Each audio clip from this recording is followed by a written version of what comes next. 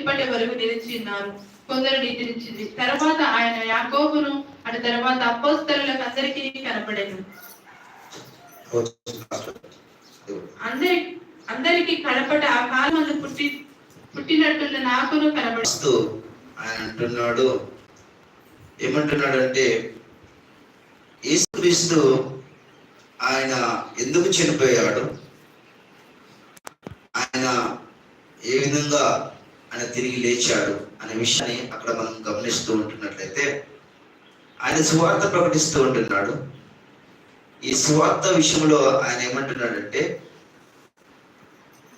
ఆ సువార్త వలన మీరు రక్షణ పొందిన వారు నాకు ఏమైనా ఉపదేశం మొదట మీకు అప్పగించింది. అదేమనగా లేఖనముల ప్రకారం క్రీస్తు మన పాపముల నిమిత్తము మృతి పొందెను. హల్లెలూయా. క్రీస్తు మన పాపముల నిమిత్తమే మృతి పొందినట్టుగా వాక్యం మనము మన శుక్రవారం దినమున మనం ధ్యానించుకున్నాం. ఆది కాండం నుంచి కూడా మరి ప్రతి గ్రంథంలో కూడా యేసుక్రీస్తు కనిపిస్తూ ఉంటాడు.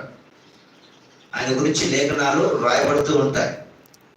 కాబట్టి ఆ లేఖనాలన్నీ నెరవేర్చబడటానికి ప్రభువైన క్రీస్తు యేసు ఏమయ్యాడంటే, ఆ సిలువలో మన పాపముల నిమిత్తమై ఆయన తన ప్రాణం పెట్టినట్టుగా, ఆయన ఆ కలువరి శిలువలో బలియాగమైనట్టుగా, తనకు తాను యజ్ఞం చేసుకున్నట్టుగా మనకు కనబడుతున్నాడు.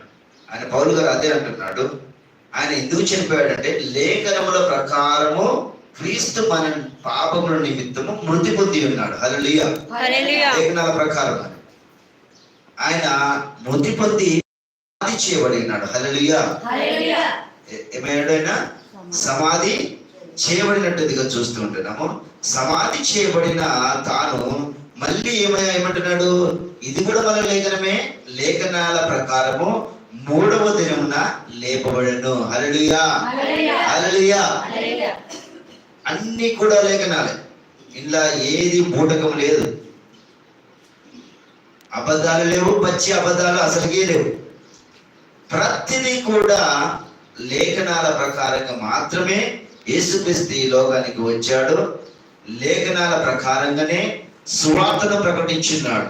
ఎందుకంటే యెషయా గ్రంథంలో ఆయన యొక్క ఎప్పుడైతే యేసుక్రీస్తు ప్రభు ఆ గ్రంథాన్ని తీసుకొని చదువుతున్నప్పుడు, ఆ లూకా సువార్త 4వ అధ్యాయంలో మనం చదువుకుంటున్నప్పుడు తన గురించే అని ఆయన మాట్లాడి ఉన్నాడు. హల్లెలూయా.